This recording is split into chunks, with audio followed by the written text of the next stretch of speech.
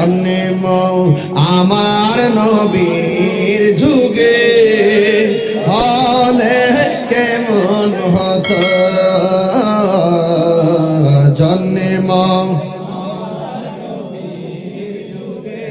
এ হলে কেমন হতো দুনয়নে রাসূল পাক দেখিলে কেমন হতো দুনয়নে দেখিলে কেমন হতো জন্ম আমার নবীর যুগে আসিত ভেসে হজরতে বেলালেরই মধুর আজান